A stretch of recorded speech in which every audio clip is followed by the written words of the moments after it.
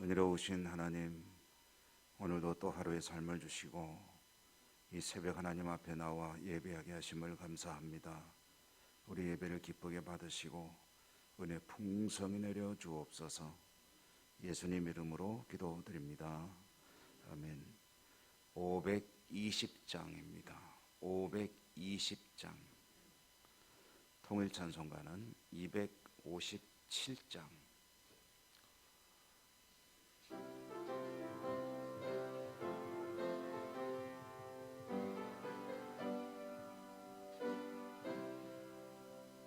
듣는 사람마다 복음 전하여 복스러운 소식 두루 퍼치세. 모든 사람에게 전할 소식은 어느 누구나 오라. 어느 누구나 주께 나오라. 어서 와서 주의 말씀 들으라. 하늘아버지가 오라 하시니 어느 누구나 오라. 오는 사람들은 지체 말고서 문 열었을 때에 들어오시오. 생명길은 오직 구주 예수니 어느 누구나 오라. 어느 누구나 주께 나오라. 어서 와서 주의 말씀 들으라. 하늘아버지가 오라 하시니 어느 누구나 오라. 언약하신 대로 이룰 것이니 누구든지 언약 받을 수 있네. 받은 사람에게 생명이로다.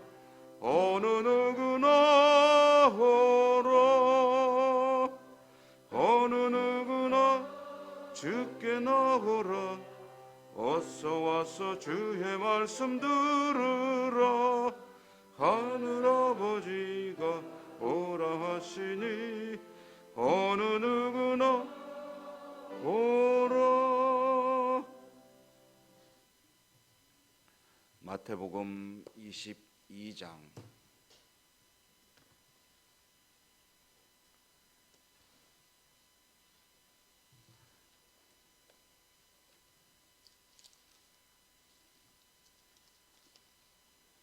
마태복음 22장 1절 14절까지 읽겠습니다. 마태복음 22장 1절에서 14절.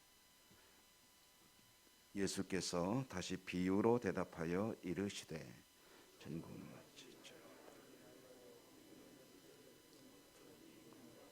그 종들을 보내어 그 청한 사람들을 혼인잔치에 오라 하였더니 오기를 싫어하거늘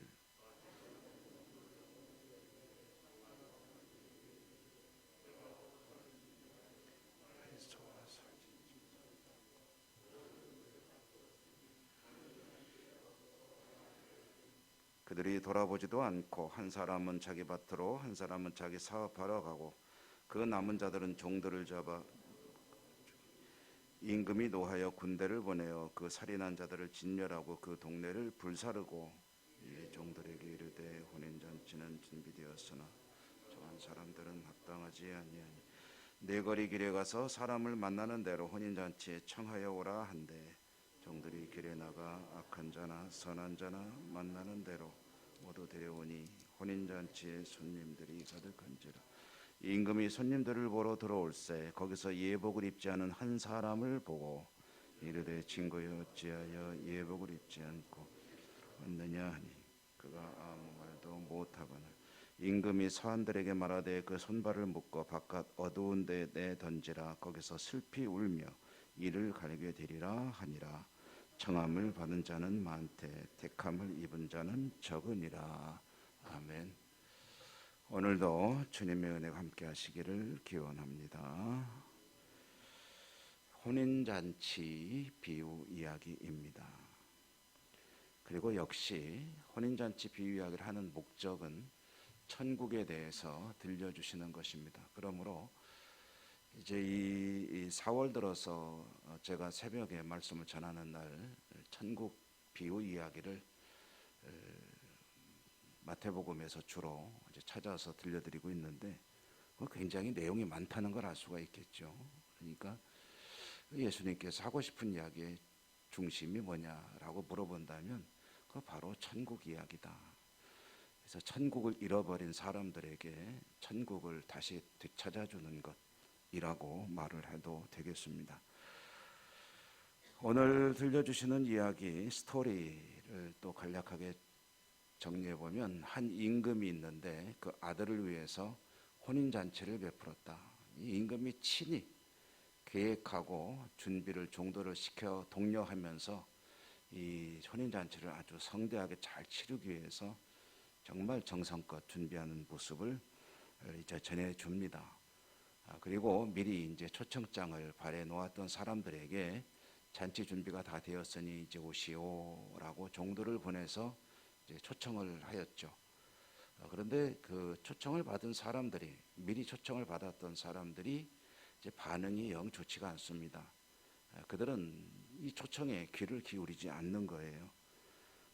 이제 거듭거듭 부르는 거죠. 그랬는데 어떤 사람은 자기 뭐 일하러 가고 어떤 사람은 또 일부러 가고 또 어떤 사람은 또 그런 일 저런 일 이제 말하자면 핑계를 대면서 안 오고 또 어떤 사람들은 이제 임금이 보낸 종을 죽이기까지 하였더라라는 그런 이야기입니다.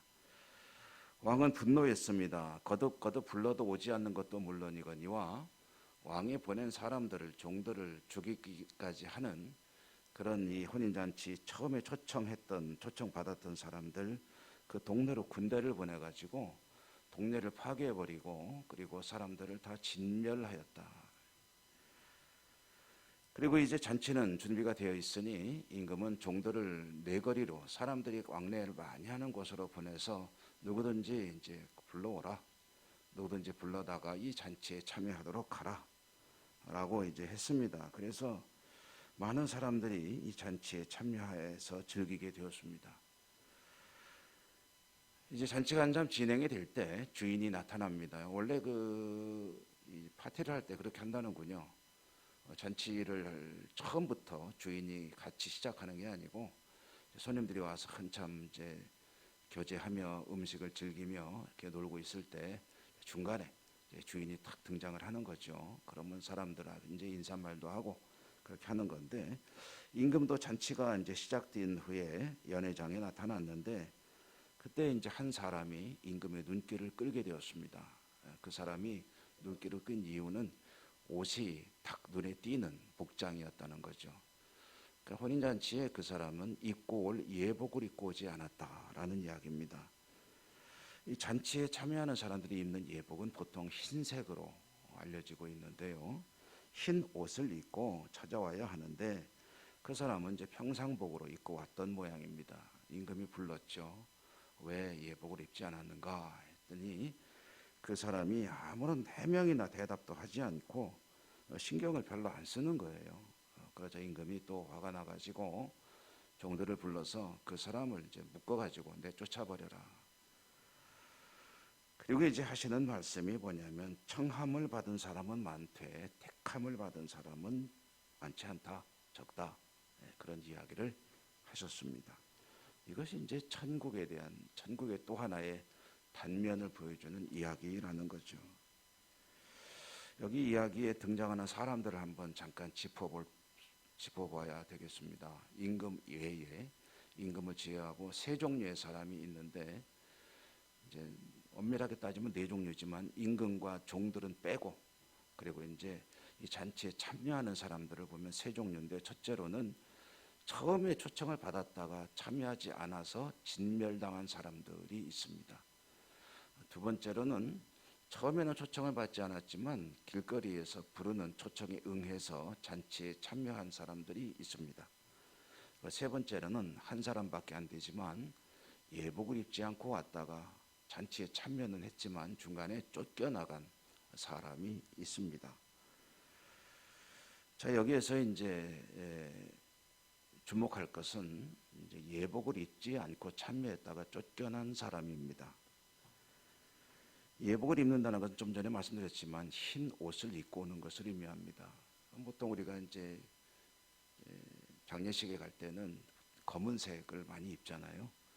검은색을 입기 어려우면 이제 넥타이라도 이제 검은 것을 메고 가고, 가급적으로 색깔은 화려하거나 이런 눈에 띄는 것은 자제하고 검은색이나 무채색 옷을 입고 가는 것이 하나의 이제 예의로 우리가 생각을 하고 있죠.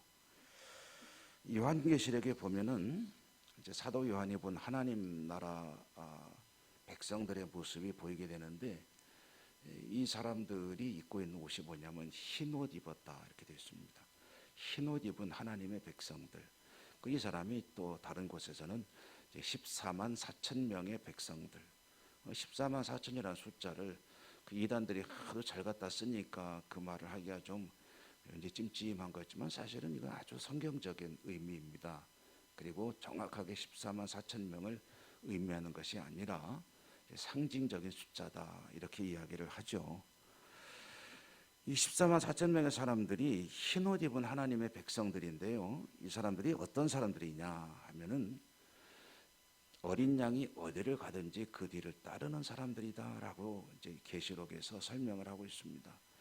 어린 양이 가는 데서는 어디든지 뒤를 따라가는 사람. 이걸 다른 말로 하면은 이제 제자라고 할 수가 있는 거죠. 제자도 하면 누구든지 자기를 부인하고 자기가 져야 될 십자가를 지고 나를 따라야 한다. 그것이 이제 주님의 제자를 말하는 것인데, 그 제자를 요한계시록에서는 흰옷 입은 하나님의 백성들이라고 하고 있고요. 오늘 이 비유 이야기에서는 예복 입고 잔치에 참여한 사람들이 바로 그 사람들이다라는 것입니다. 그런데 이 잔치에 들어는 왔는데 그는 예복을 입지 않았다, 흰옷을 입지 않았다라는 것이 그래서 눈에 띄어서 이제 쫓겨나게 되었다라는 이야기가 무슨 소리냐면, 그는 잔치에 참여해야 될 기본 예의도 하지 않았다는 이야기입니다. 주인이 정하는 기준이 있습니다.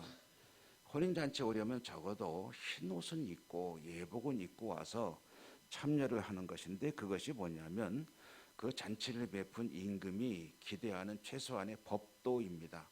잔치에 참여할 사람의 자격 기준이라고 해야죠. 초청을 받았습니다. 초청에 응했습니다. 잔치하는 자리에 들어왔습니다. 그러나 주인이 정한 기본적인 어떤 요구에는 관심이 없습니다.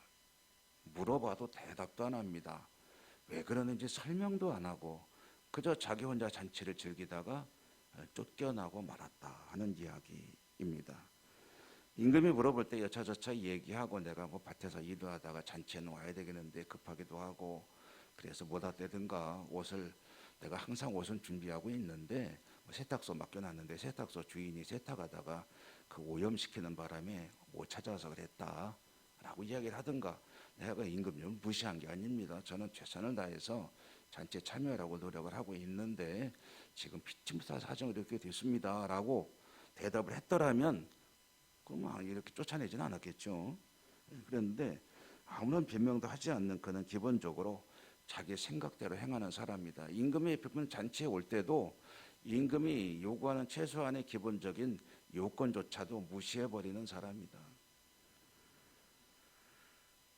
그리고 이것이 천국이라고 이야기를 들려주신 것입니다.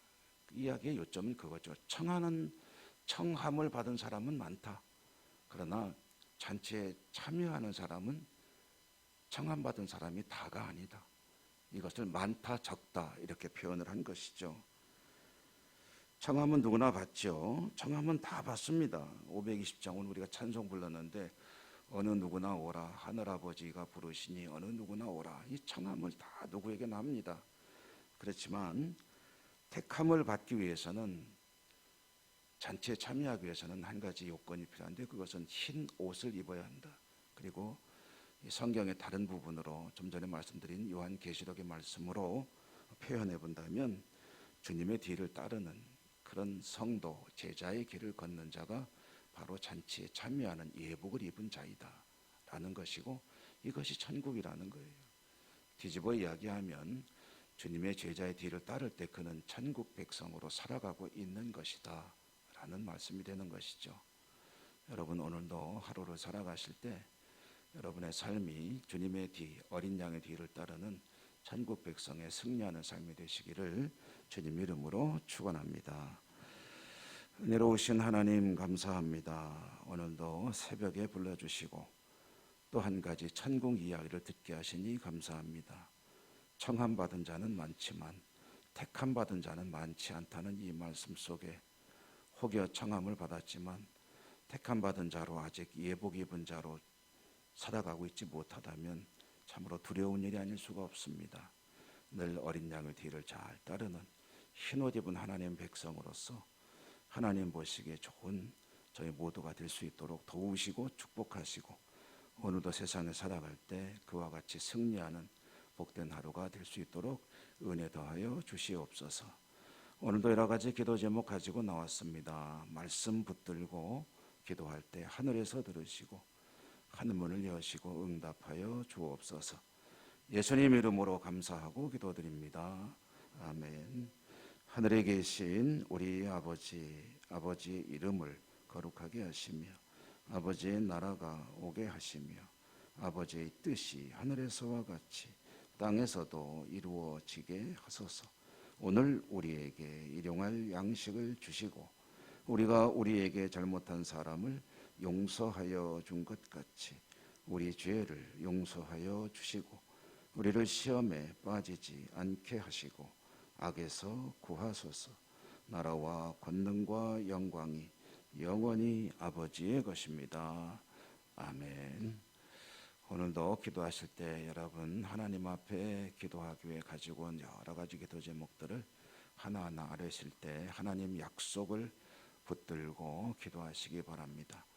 우리가 함께 기도할 여러 가지 기도 제목, 코로나 시국 완전히 끝나고 모든 것이 다 종식이 되고 우리의 일상이 완전하게 회복될 수 있도록 위해서 기도하시고요. 또 이렇게 모든 것이 매듭지어져 갈 때 더 조심해야 되겠죠. 그리고 교회 회복과 우리 삶의 회복, 나라와 민족과 사회를 위해서 기도하시고 새로운 정부를 위해서도 기도하시고 그리고 해외 선교지와 또 무엇보다도 아픈 분들에 대한 기도 꼭 드려주시기 바라고요. 다 같이 주여 한번 힘차게 부르고 간절하게 하나님께 기도하겠습니다. 주여